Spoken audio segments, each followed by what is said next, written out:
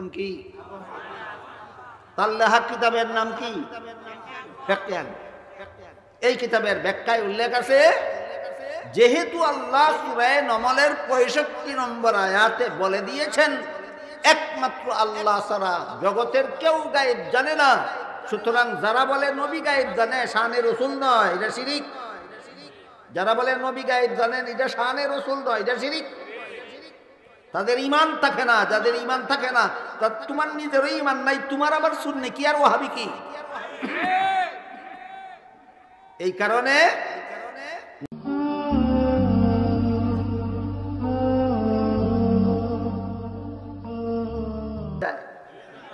এক ঠিকানার নাম নবীর সুন্নত আর এক ঠিকানার নাম সাহাবায়ে কেরামের জামাত। সবগুলি কথা একদিনে আলোচনা করা যায় না, একদিনে সব কথা আলোচনা করতে গেলে আপনারা স্মরণ রাখতে পারবেন। এই জন্য আজকের মতো ইমানে মুফাসসালের 6 কথার মধ্যে মাত্র 4 নম্বর কথাটার কিছু সহি ব্যাখ্যা আপনাদেরকে শোনাবো আর কিছু মন গড়া ব্যাখ্যাও শোনাবো। আগে ঠিক করুন, ইমানে মুফাসসালের 6 কথার 4 নম্বর কথা কোনটা? 1 নম্বরে আল্লাহ বিশ্বাস করি, 2 নম্বরে ফেরেশতা বিশ্বাস করি, 3 নম্বরে কোরআন বিশ্বাস করি, 4 নম্বরে নবী রাসূল। 4 নম্বরে নবী রাসূল। আমাদের সমাজে 4 নম্বর লইয়া ওই ধাক্কা ধাক্কিটা বেশি। কেউ কেউ বলে আমি নবী মানি, তোরা নবী মানস না, আমার দলে নবী মানে, তোর দলে নবী মানে না, এরকম কথা বলে কিনা? আবার কয় তোরা নবী মানস না, তোরা ওয়াহাবি। নবী না মানলে ওয়াহাবি হয় না কাফির হয়? তুই ওয়াহাবি কি গোড়ার ডিম ছিল? নবী না মানলে আবার ওয়াহাবি কি? নবী মানলে তুই তো মুসলমানই না।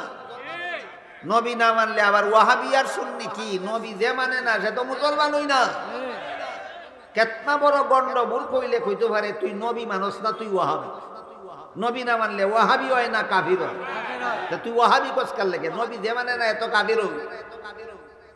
আপনারা এখানে যারা যারা বসা আছেন, একজন আছেন যে আপনি নবী মানেন না, তাহলে ওয়াহাবি কি আর কাফির কি? যে নবী মানেন না তো কাফির হবে। এই জন্য এই 4 নম্বর নিয়ে যেহেতু আমাদের সমাজে ধাক্কা ধাক্কিটা বেশি, 4 নম্বর ব্যাপারটা নিয়ে আমরা সমাজে ধাক্কা ধাক্কিটা বেশি, এই জন্য নবী সম্পর্কে কিছু সহি ব্যাখ্যা আর কিছু মন গড়া ব্যাখ্যার আলোচনা করব, যেন আপনারা প্রত্যেকে যাচাই করতে পারেন, নিজের ঈমান নিজে যাচাই করে বুঝতে পারেন যে আপনি মন গড়া ব্যাখ্যা মতো নবী মানেন না সহি ব্যাখ্যা মতো নবী মানেন। আপনারা সামনে যারা বসেছেন, আপনাদের সামনে একটু ফাঁক জায়গা আছে, আমার মনে হয় একটু কষ্ট করিয়া সামনের ফাঁক জায়গাটা বন্ধ করলে পিছনে যারা জায়গা পাইতেছে না তারা বুঝবার সুবিধা হবে। একটু কষ্ট করেন মেহরবানি করে, অনেক সব পাইবেন, অনেক সব পাইবেন। বসার জায়গার মধ্যে একটু লড়াচড়া করে অন্যদের বসার সুযোগ করে দিলে অনেক বড় সওয়াব হয়। ওয়াজ শুনলেও সওয়াব হয়, জায়গা ঠিক করে দিলেও সওয়াব হয়।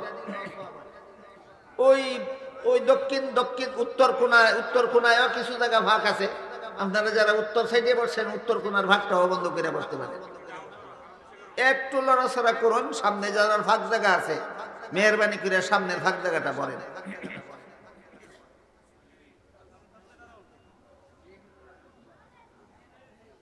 মাশাআল্লাহ, আলহামদুলিল্লাহ, শুকরিয়া আপনাদের, আল্লাহ আপনাদের জাযা দান করুক। আপনারা যে একটু নড়াচড়া করে অন্য ভাইদের বসার ব্যবস্থা করে দিলেন, এজন্য আল্লাহ আপনাদেরকে দুনিয়া আখিরাতে পুরস্কৃত করুক। ইমানে মুফাসসালের 6 কথার 4 নম্বর কথাটা হইল আমি নবী বিশ্বাস করি। কি বিশ্বাস করি? নবী বিশ্বাস করি। নবী বিশ্বাস 2 রকম আছে, একটা হইল মন গড়া বিশ্বাস আর একটা হইল সহি বিশ্বাস। নবীর বেলায় 2 রকম ব্যাখ্যা আছে। নবীর বেলায় কিছু ব্যাখ্যা আছে মন গড়া, কিছু ব্যাখ্যা আছে সহি। আপনি যদি নবী বিশ্বাস করেন মন গড়া ব্যাখ্যা মতো, তাইলে কি হইব না? যদি আপনি বলেন আমি নবী বিশ্বাস করি না, তাইলে কাফের। যে বলবে নবী বিশ্বাস করি না সে কাফের। আপনি নবী বিশ্বাস করেন কিন্তু মন গড়া ব্যাখ্যা মতো, জাহান্নামী মুসলমান। কথা বুঝলে দেন না, বুঝলে দেন না। আসলে কঠিন কথা না, সহজ কথা, কিন্তু আমাদের সমাজে কেউ কয় না, কেউ শুনে না, না কইতে না কইতে না শুনতে না শুনতে ব্যাপারটা কঠিন হয়ে গেছে। আসলে ব্যবহার সহজ। যে নবী বিশ্বাস করে না, নবী মানে না, সে কাফের। আর যে নবী মানে, নবী বিশ্বাস করে কিন্তু মন গড়া ব্যাখ্যা মতো মানে, বলেন সে কি? জাহান্নামী মুসলমান। নবী বিশ্বাস করার কারণে মুসলমান, মন গড়া ব্যাখ্যার কারণে জাহান্নামী। নবী বিশ্বাস করার কারণে মুসলমান, মন গড়া ব্যাখ্যার কারণে জাহান্নামী। কাজে আপনারা নবী যারা বিশ্বাস করেন, সবাই তো নবী বিশ্বাস করেন, যেহেতু আপনারা সবাই মুসলমান। আপনারা কি মন গড়া ব্যাখ্যা মতো নবী বিশ্বাস করে বেহেশতে যাইতে চান, না সহি ব্যাখ্যা মতো? এবার শুনেন নবী সম্পর্কে কয়েকটা সহি ব্যাখ্যা আপনাদের। পবিত্র কোরআনের এক আয়াতে আল্লাহ বলেন, লা ইয়ানালু আহদিজ জালিমিন। এর অর্থ হইল, আমি কোন গুনাহগারকে নবী বানাই না। কোন গুনাহগারকে নবী, যারা গুনাহ করে এদেরকে আল্লাহ নবী বানান না, আর যাদেরকে আল্লাহ নবী বানান এরা জীবনে কোনোদিন গুনাহ করেন না। সুতরাং নবী সম্পর্কে একটা সহি ব্যাখ্যা হইল, সমস্ত নবী রাসূলগণ আজীবন বেগুনাহ। যা নবী সম্পর্কে একটা সহি ব্যাখ্যা। নবী সম্পর্কে একটা সহি ব্যাখ্যা। কি ব্যাখ্যা? সমস্ত নবীগণ আজীবন বেগুনাহ। কোন নবী জীবনে কোনোদিন গুনাহ করে। আল্লাহ দুনিয়াতে নবী পাঠান মানুষকে গুনাহ থেকে ফিরাবার জন্য। তিনি নিজেই যদি গুনাহ করেন, অন্য মানুষের ফিরাইব কে? সরকারে হাসপাতালে ডাক্তার নিযুক্ত করে রোগীর চিকিৎসা করার জন্য। ডাক্তার নিজেই রোগী হইলে অন্য রোগীর চিকিৎসা করব কে? ঠিক তেমনি ভাবে আল্লাহ দুনিয়াতে নবী পাঠান মানুষকে গুনাহ থেকে ফিরাবার জন্য। নিজেই যদি গুনাহ করেন, অন্য মানুষের গুনাহ থেকে ফিরাইব কে? এই জন্য যুক্তিসঙ্গত ভাবেও নবী বেগুনাহ, দলিল প্রমাণ সাপেক্ষেও নবীগণ বেগুনাহ। কোন নবী জীবনে কোনোদিন গুনাহ করেন না। আমার কথা বুঝে থাকলে বলুন তো, আপনারা কোন নবীকে গুনাহগার মনে করেন, না সকল নবী বেগুনাহ? এটা হইল নবী রাসূল সম্পর্কে একটা সহি ব্যাখ্যা। কিন্তু বিভিন্ন নবীর জীবনে এমন কিছু ঘটনাও আছে যেইগুলিরে আপনি মন গড়া ব্যাখ্যা করলে নবীরে গুনাহগার সাব্যস্ত করতে পারবেন। সহি ব্যাখ্যা করে নবীরে গুনাহগার বানানি যাইত না, মন গড়া ব্যাখ্যা করলে নবীরে গুনাহগার বানানি যাইব। এমন একটা মন গড়া ব্যাখ্যাও শোনাই। আল্লাহ পাক রব্বুল আলামিন পবিত্র কোরআনের বিভিন্ন আয়াতে বিভিন্ন বারবার বলেছেন, রাসূল তার বিভিন্ন হাদিসে বলেছেন, হযরত আদম আলাইহিস সালামকে আল্লাহ জান্নাতে দিয়া বলছিলেন, সব গাছের ফল মূল খাও, একটা গাছের ফল খাইতে আল্লাহ নিষেধ করেছেন। আপনাদের কারো জানা থাকলে বলুন তো, আদম কি শেষ পর্যন্ত আল্লাহর নিষেধ রক্ষা করতে পেরেছিলেন, না ইবলিসের দুকায় পরে লঙ্ঘন করেছিলেন? তাহলে আল্লাহর আদেশ, আল্লাহর নিষেধটা আদম রক্ষা করতে পারলেন না। ইবলিসের দুকায় ফিরে আদম আল্লাহর নিষেধ লঙ্ঘন করেছিলেন। এই পর্যন্ত কথা কোরআনেও আছে, হাদিসেও আছে। এই পর্যন্ত কথা কোরআনেও আছে, হাদিসে। এখান থেকে যদি আপনি মন গড়া ব্যাখ্যা শুরু করেন, যেমন এখন থেকে যেটা কইতেছি মন গড়া ব্যাখ্যা, বুঝলেন? আল্লাহর আদেশ নিষেধ লঙ্ঘন করলেই গুনাহ হয়। আর যেহেতু আদম আল্লাহর নিষেধ লঙ্ঘন করছেন, কাজেই আদম গুনাহ করছেন। এটা হইল মন গড়া ব্যাখ্যা। এটা হইল মন গড়া ব্যাখ্যা। তাহলে এই ব্যাপারে সহি ব্যাখ্যাটা কি? এই ব্যাপারে সহি ব্যাখ্যা হইল, আল্লাহর আদেশ নিষেধ লঙ্ঘন করলে গুনাহ হয়, ঢালাও ভাবে সব ক্ষেত্রে নয়। আল্লাহর আদেশ নিষেধ লঙ্ঘন করলে গুনাহ হয়, ঢালাও ভাবে সব ক্ষেত্রে নয়। যেমন রমজান মাসে দিনের বেলায় আপনি রোজাদার, আপনাকে আল্লাহ খানা পিনা করতে আদেশ করেছেন না নিষেধ করেছেন? রোজার কথা বুইল্লা খাওয়া দাওয়া কইরা লইছেন, নিষেধ রক্ষা হইল। না লঙ্ঘন হইল? গুনাহ হইল নি? এই দেখেন, আল্লাহর নিষেধ লঙ্ঘন হয়েছে কিন্তু গুনাহ হইছে না। কাজেই পণ্ডিতি সব কানে কইরো না। আল্লাহর আদেশ নিষেধ লঙ্ঘন পাইলেই গুনাহ সাব্যস্ত করে দিও না। আল্লাহর আদেশ লঙ্ঘন হইছে পাওয়া গেছে কিন্তু গুনাহ হইছে না, আল্লাহর নিষেধ লঙ্ঘন হইতে পাওয়া গেছে কিন্তু গুনাহ হইছে না। সুতরাং মন গড়া ব্যাখ্যার ফাউন্ডেশনই এই কথা যে আল্লাহর আদেশ নিষেধ লঙ্ঘন হওয়া মাত্রই গুনাহগার বলে ফেলা, এটা মন গড়া ব্যাখ্যার ফাউন্ডেশন। আসল ব্যাপার হইল অনেক ক্ষেত্র এমন আছে যেখানে আল্লাহর আদেশ নিষেধ লঙ্ঘন হয় কিন্তু গুনাহ হয় না।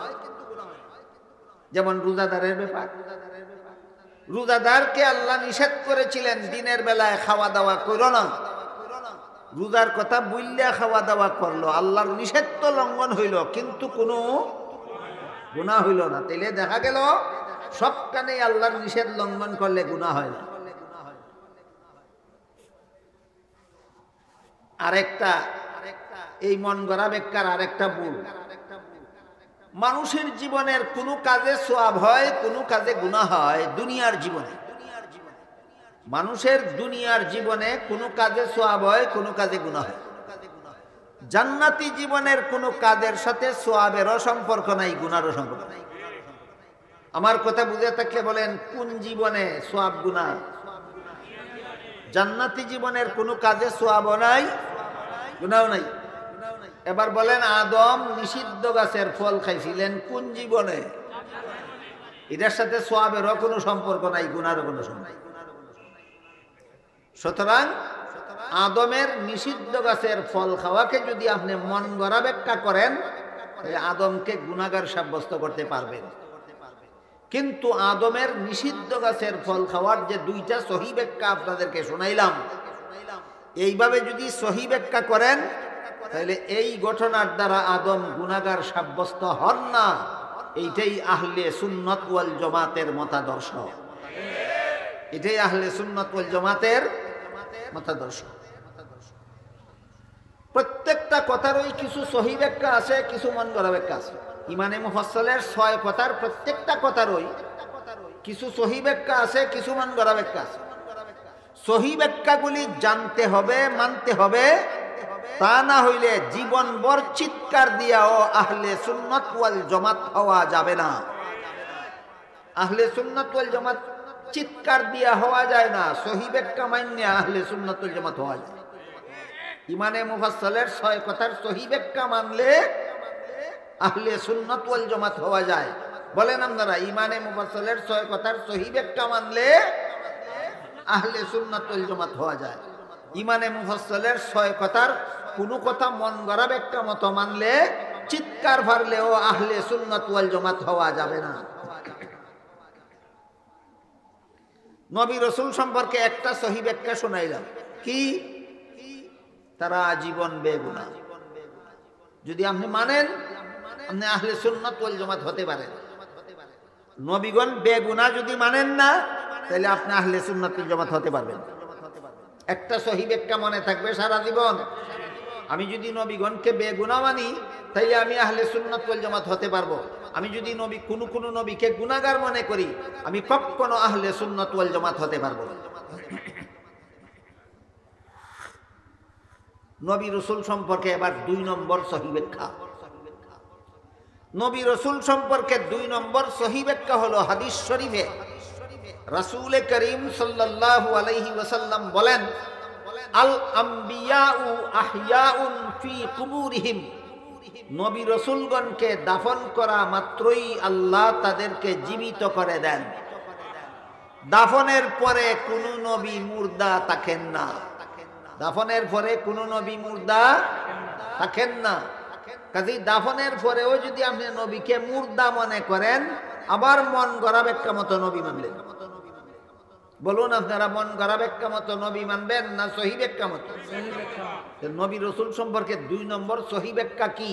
দাফনের পরে আমার নবী মুর্দাই আছেন না জিন্দা অবস্থায় আছেন?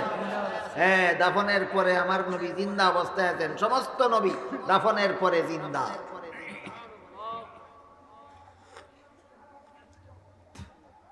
নবী রাসূল সম্পর্কে 3 নম্বর সহি ব্যাখ্যা। মনে থাকবে কিনা সবগুলি? আজকে তো 6 কথার ব্যাখ্যা আলোচনা হইতেছে না, মাত্র 4 নম্বর কথার ব্যাখ্যা আলোচনা হইতেছে। ইমানে মুফাসসালের 4 নম্বর কথা কি ছিল? নবী বিশ্বাস করি। এই নবী বিশ্বাসের সহি ব্যাখ্যা আর মন গড়া ব্যাখ্যার আলোচনা হইতেছে। নবী রসুল সম্পর্কে 1 নম্বর সহি ব্যাখ্যা হলো তারা বেগুনাহ।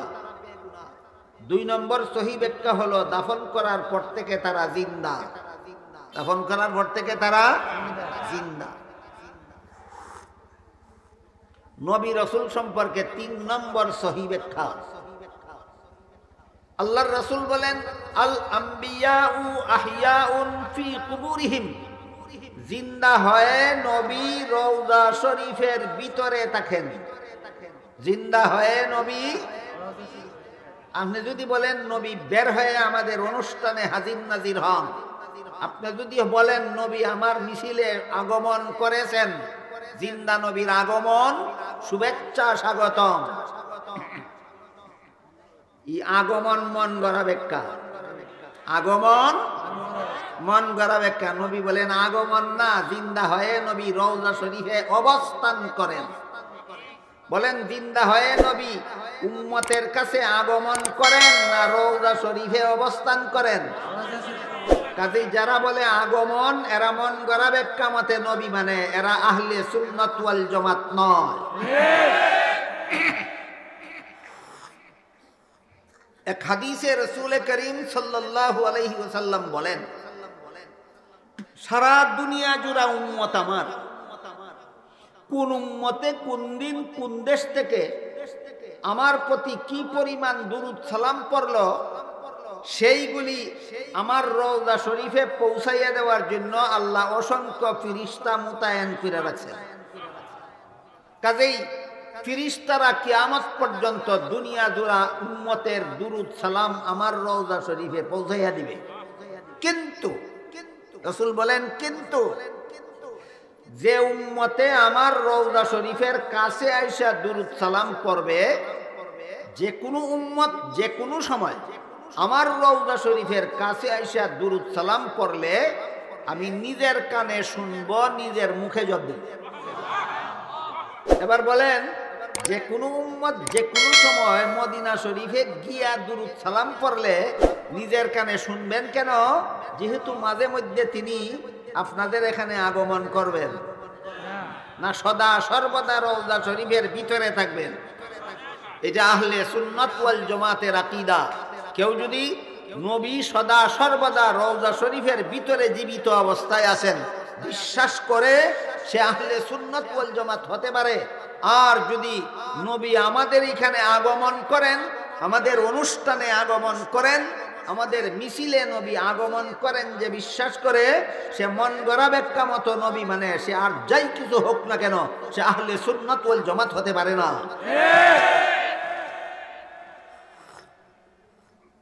এই পর্যন্ত আপনাদেরকে নবী রসুল সম্পর্কে 3টা সহি ব্যাখ্যা শোনাইলাম। 1 নম্বর, নবীগণ আজীবন বেগুনাহ। 2 নম্বর, দাফন করার পর থেকে জিন্দা।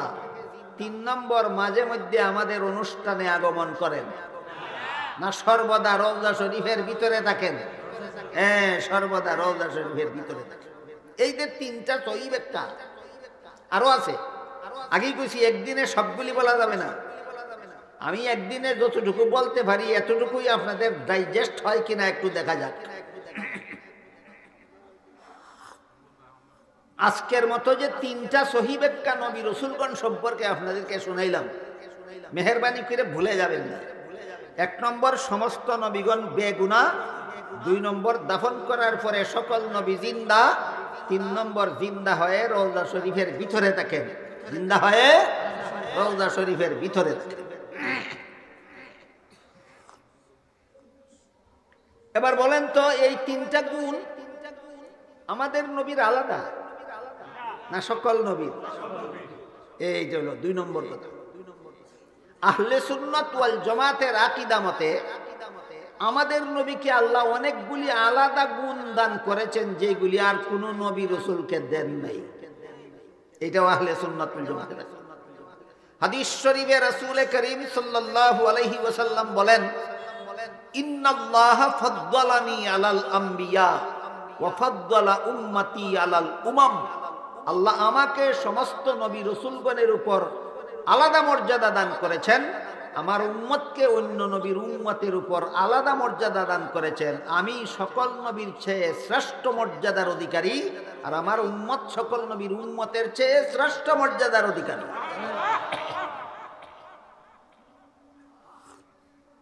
আমার কথা বুঝে থাকলে বলেন, সকল নবীর গুণ আর আমাদের নবীর গুণ এক না ভিন্ন? সকল নবীর গুণ আলাদা, আমাদের নবীর গুণ আলাদা।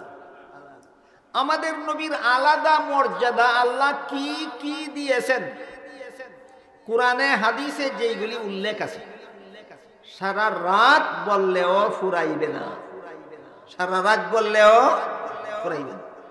কিন্তু নবীর গুণ, নবীর মর্যাদা কোরআন হাদিসে যা আল্লাহ এবং আল্লাহর রাসূল বলেছেন, এইগুলি যারা পড়ে না, এইগুলি যারা শিখে না, এইগুলি যারা বুঝে না, এরা নবীর মর্যাদা আপনাদেরকে বুঝাতে গিয়া নবীরে আল্লাহর মর্যাদা দিয়া নেয়।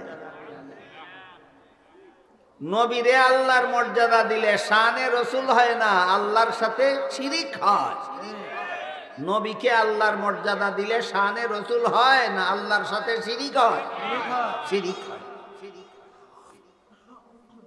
আল্লাহ পাক রব্বুল আলামিন কোরআনে বলেন, ইন্নাল্লাহা লা ইয়াগফিরু আন ইউশরাকা বিহি ওয়া ইয়াগফিরু মা দুনা যালিকা লিমান ইয়াশা।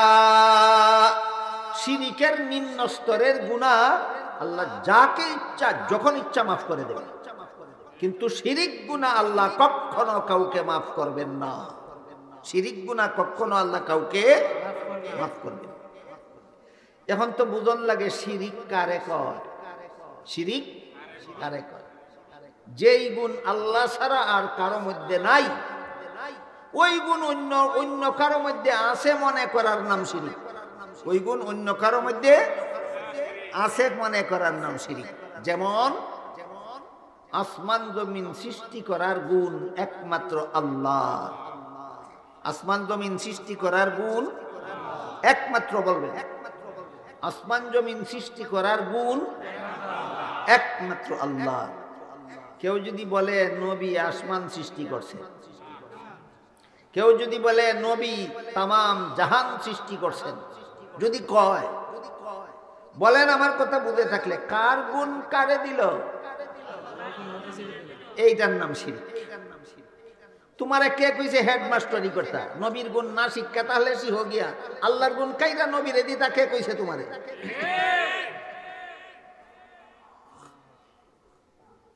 এরপর আল্লাহ পাক রব্বুল আলামিন সমস্ত জগৎবাসীর রিজিক দান করে।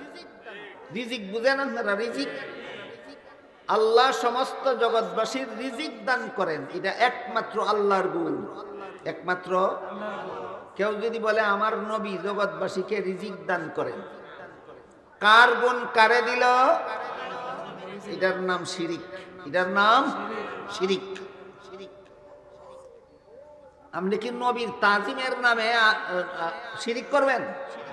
বর্তমান সমাজে কম্পিটিশন তো এটারই চলছে, এই কম্পিটিশনটাই সমাজে চলছে।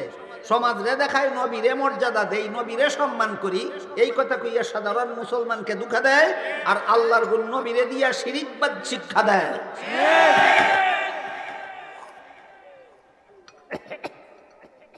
এই জন্য শিরিক কাকে বলে পরিষ্কার ভাবে বুঝে নেওয়া দরকার, জীবনভর মনে রাখা দরকার, যেন কোনোদিন আমার ঈমান যেন শিরিকের দ্বারা ধ্বংস না হয়।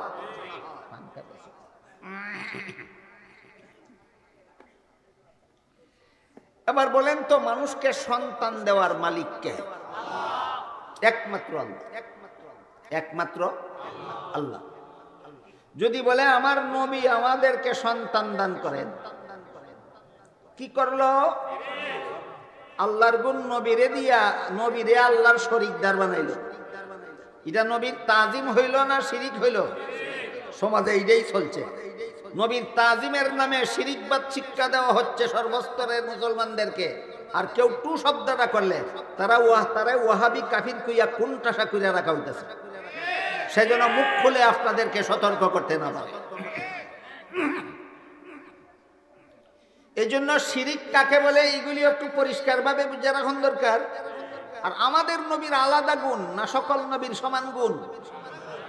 আমাদের নবীর আলাদা কি কি গুণ আছে সেইগুলিও বুঝে রাখুন দরকার।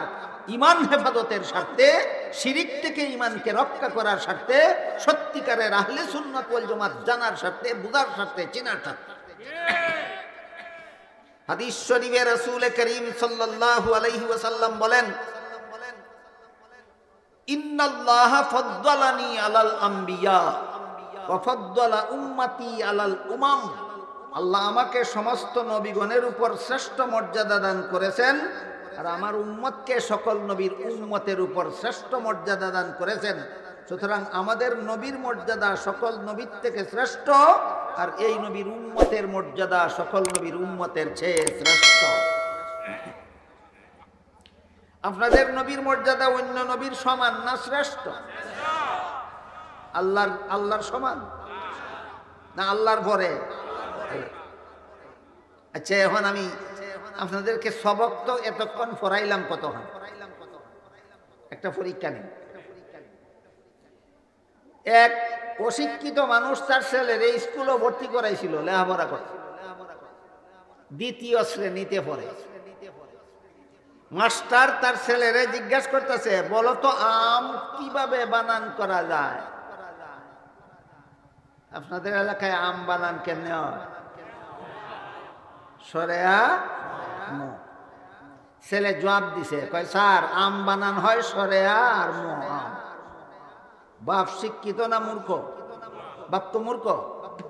বাপ স্কুল করে ঢুকিয়া কয়, স্যার আমার ছেলেরে আপনার কাছে ভর্তি করে দিছি, হেজিটা পারে না, আপনার কাছে জিজ্ঞাসা করে শিখত। আপনি দিয়ে আরো আমার ছেলেরে জিজ্ঞেস করে শিখেন, আমার ছেলে আপনার কাছে কি শিখবো? বলেন, ছাত্র স্যাররে জিজ্ঞাসা করছিল আমের বানান, না শিক্ষকের স্যাররে জিজ্ঞাসা করছিল? এটা কি শিখবার লাগে জিজ্ঞেস করছে? না শিখছে কিনা বুঝবার লাগে জিজ্ঞাসা করছে? এই কথাটা বুঝানির লাগে কিছু। আমি এতক্ষণ আপনারা কিছু শিখানোর চেষ্টা করছি, এখন একটা কথা জিজ্ঞাসা করব, শিখছেন কিনা বুঝার জন্য। একটা কথা জিজ্ঞাসা করব, শিখছেন কিনা বুঝার জন্য। আল্লাহর গুণ নবীকে দেওয়ার নাম শানে রাসূল না শিরিক? আজকের থেকে জীবনে কোনোদিন ভুলবেন না, আল্লাহর গুণ নবীরে দেওয়ার নাম শানে রাসূল নয়, আল্লাহর গুণ নবীরে দেওয়ার নাম শিরিক। আল্লাহর গুণ নবীরে দেওয়ার নাম শিরিক। সমাজে শানে রাসূলের নামে শিরিক চলছে। সমাজে কিসের নামে কি চলছে? শানে রাসূলের নামে শিরিক চলছে। তাইলে এখন আপনারা আল্লাহর আরেকটা গুণের কথা বলি। পবিত্র কোরআনের সূরায়ে নামাল, সূরায়ে নামালের 65 নম্বর আয়াতে আল্লাহ বলেন, কুল লা ইয়ালামু মান ফিস সামাওয়াতি ওয়াল আরদিল গায়বা ইল্লাল্লাহ। অর্থাৎ হে রাসূল করিম সাল্লাল্লাহু আলাইহি ওয়াসাল্লাম, আপনি বলুন, আসমান জমিনের কোনো বাসিন্দাই গায়েব জানে না একমাত্র আল্লাহ ছাড়া। কোন সূরার কত নম্বর আয়াত? সূরা নামালের 65 নম্বর আয়াতে আল্লাহ পরিষ্কার ভাষায় বলে দিয়েছেন, হে মুহাম্মদুর রাসূলুল্লাহ, আপনি বলে দিন, আমি আল্লাহ ছাড়া আসমানের কোনো বাসিন্দাও গায়েব জানে না, জমিনের কোনো বাসিন্দাও গায়েব জানে না। একটা কথা জিজ্ঞাসা করব, ভালো করে না বুঝলে জবাব দিবেন না, চুপ থাকবেন। আর জবাব দিলে বুঝা শুনে দিবেন। সেটা হলো গায়েব জানে কে? হইল না? হ্যাঁ, সূরা নামালের 65 নম্বর আয়াতে আল্লাহ পরিষ্কার ভাষায় বলে দিয়েছেন, গায়েব জানে একমাত্র আল্লাহ।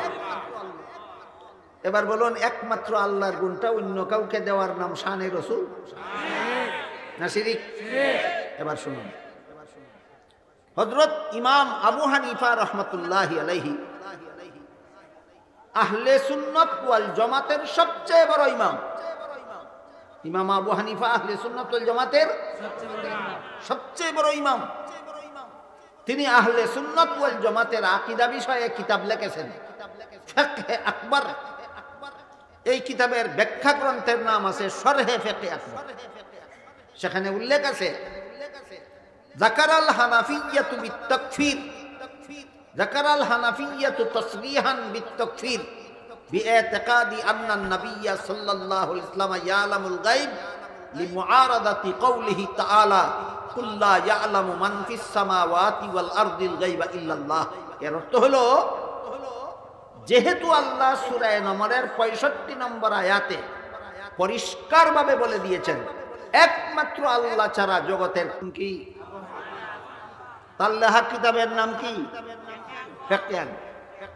এই কিতাবের ব্যাখ্যায় উল্লেখ আছে, যেহেতু আল্লাহ সূরা নমলের 65 নম্বর আয়াতে বলে দিয়েছেন একমাত্র আল্লাহ ছাড়া জগতের কেউ গায়েব জানে না, সুতরাং যারা বলে নবী গায়েব জানে শানে রাসূল নয়, এটা শিরিক। যারা বলে নবী গায়েব জানেন এটা শানে রাসূল নয়, এটা শিরিক। তাদের ঈমান থাকে না। যাদের ঈমান থাকে না, তোমার নিজেরও ঈমান নাই, তোমার আবার সুন্নি কি আর ওয়াহাবি কি? এই কারণে নবী যে বলেছেন আমাকে আল্লাহ সমস্ত নবীগণের চেয়ে শ্রেষ্ঠ মর্যাদা দিয়েছেন, এই শ্রেষ্ঠ মর্যাদা কি আল্লাহটা নিয়ে দিতে হবে না নবীর আলাদা আছে? নবীরটা শিখো, আল্লাহটা কারাকারি করে নবীরে দেওয়ার জন্য তোমার কে কইছে? যদি নবীকে আল্লাহ কোরআনে কি কি আলাদা গুণ দান করেছেন, তোমার নবীর কি কি মর্যাদা হাদিসে আছে যদি না হইরা তাহ, না শিক্ষা তাহ, সাবজেক্টটা বাদ দিয়ে অন্য সাবজেক্ট আলোচনা করো। লাগাল ভাওনা অঙ্গখানা চুল কাতে যাও কেন? নাগালে না ভাওয়া অঙ্গখানা চুল কাতে যাইও না।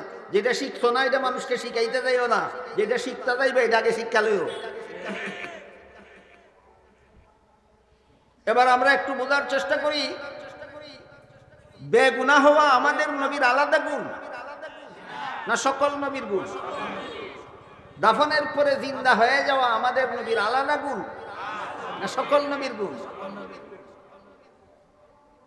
রওজা শরীফে ভিতরে থাকা আমাদের নবীর আলাদা গুণ না সকল নবীর গুণ? নবী যে বললেন আমাকে আল্লাহ আলাদা মর্যাদা দিয়েছেন, সেইগুলি কোথায়? সেইগুলি কোথায়? সেইগুলির মধ্য থেকে আল্লাহ আমাদের নবীকে এমন কতগুলি গুণ দান করেছেন যেইগুলি আর কোন নবী রাসূলকে দান করেননি। ওইগুলি কোরআন হাদিস থেকে বিশুদ্ধভাবে আলোচনা করার নাম শানে রাসূল।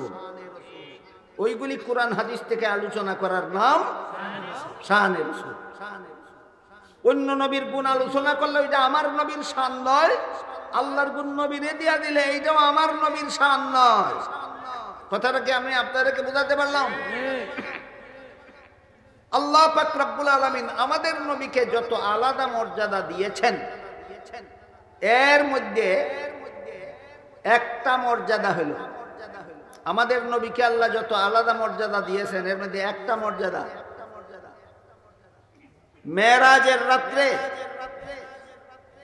নবী যখন মক্কা শরীফ থেকে রওনা হইলেন, বাইতুল মুকাদ্দাসে গেলেন, আল্লাহ পাক রব্বুল আলামিন সমস্ত নবী রাসূলগণকে সেখানে একত্র করেছেন, একজন নবীও বাদ ছিলেন না। এরপরে আল্লাহ হুকুম দিলেন সমস্ত নবীগণ কাতারবন্দি হয়ে দাঁড়াও, 2 রাকাত নামাজ জামাতের সাথে পড়ো।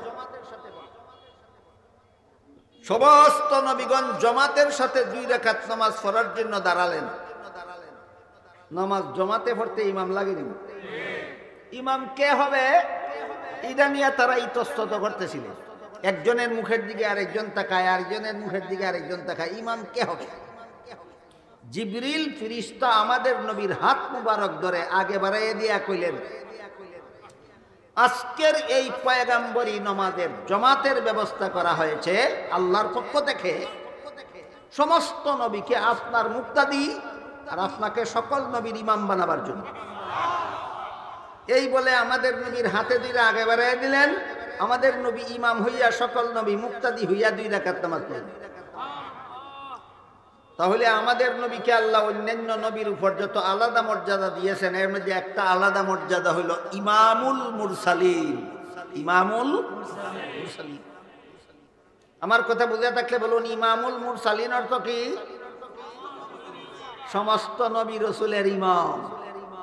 এই মর্যাদা একমাত্র আমাদের নবী ছাড়া আর কাউকে আল্লাহ দান করেননি। আল্লাহর গুণ কাইরা নবীরে দিছি না? নবীরটাই সারা রাত দেখে শেষ করা যায় না। আমাদের নবীকে আল্লাহ যত আলাদা মর্যাদা দিয়েছেন এগুলি সারা রাত বলতে থাকলে শেষ হবে না। আল্লাহর গুণ কাইরা নবীরে দিয়ে শানে রসুলের নামে মিথ্যাবাদিতা করো কেন? তাহলে আল্লাহ পাক রব্বুল আলামিন আমাদের নবীকে যত মর্যাদা আলাদা মর্যাদা দান করেছেন এর মধ্যে একটা মর্যাদার হেডিং হইল ইমামুল মুরসালিন। আমাদের নবী মুহাম্মদুর রাসূলুল্লাহ সাল্লাল্লাহু আলাইহি ওয়াসাল্লামকে সমস্ত নবীগণের নবীও সাব্যস্ত করে দিয়েছেন এবং সমস্ত নবীগণকে আল্লাহ আমাদের নবীর উম্মতও সাব্যস্ত করে দিয়েছেন। এটা কিভাবে? আল্লাহ কোরআনের এক আয়াতে বলেন, হযরত আদম আলাইহিস সালাম থেকে নিয়ে ঈসা আলাইহিস সালাম পর্যন্ত সমস্ত নবী রাসূলগণকে আমি আল্লাহ দুনিয়াতে পাঠাইছি মুহাম্মদুর রাসূলুল্লাহর উপর ঈমান আনার ওয়াদা নিয়া। সমস্ত নবীগণের কাছ থেকে আল্লাহ ওয়াদা নিয়ে দুনিয়াতে পাঠাইছেন, মুহাম্মদুর রাসূলুল্লাহর উপর ঈমান আনবা, ওয়াদা করে যাও। এই ওয়াদা নেওয়ার উদ্দেশ্য হইল সমস্ত নবীগণকে আমাদের নবীর উম্মত বানাইয়া দেওয়া আর আমাদের নবীকে সমস্ত নবীগণেরও নবী বানাইয়া দেওয়া। আমাদের নবী যেমন ভাবে সকল নবীর ইমাম আর সকল নবী আমাদের নবীর মুক্তাদি, ঠিক তেমনি ভাবে আমাদের নবী সকল নবীর নবী আর সমস্ত নবী হলেন আমাদের নবীর উম্মত। বলেন এটা আল্লাহর মর্যাদা নবীরে দেওয়া হইল না নবীর আলাদা মর্যাদা? এইভাবে নবীর আলাদা যত মর্যাদা আল্লাহ কোরআনে বর্ণনা করেছেন সারা রাতও বলে শেষ করা যাবে না। হাদিসে আমাদের নবীর যত আলাদা মর্যাদার কথা উল্লেখ আছে সারা রাতেও বলে শেষ করা যাবে না।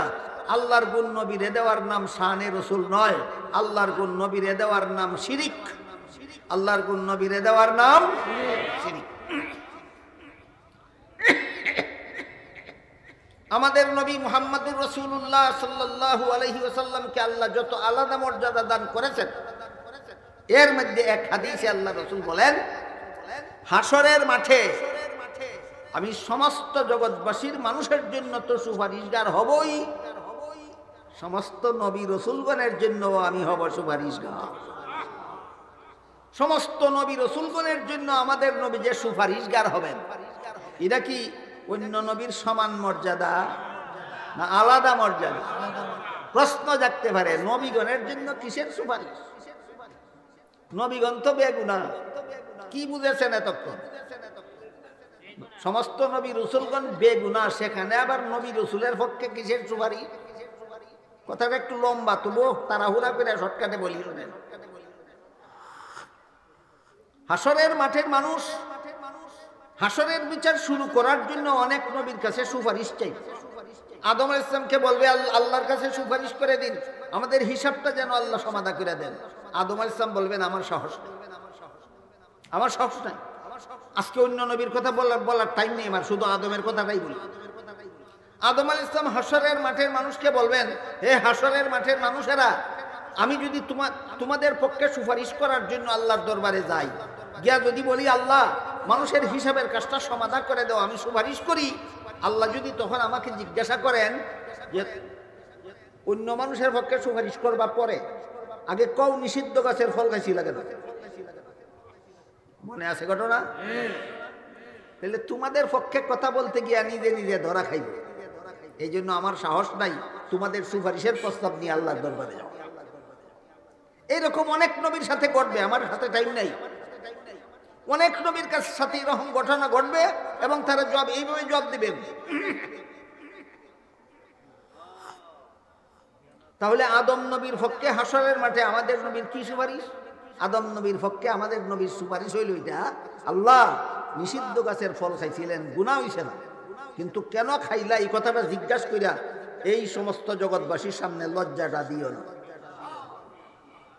বলেন আদম নবীর পক্ষে এমন এমন সুপারিশ হাসরের মাঠে কে করবে? একমাত্র আমাদের নবী। নূহ নবীর পক্ষে এই ধরনের ঘটনা আছে, সুপারিশ কে করবে? আমাদের নবী। ইব্রাহিম নবীর পক্ষে এমন ঘটনা যথেষ্ট আছে, একমাত্র সুপারিশগার হবেন আমাদের নবী।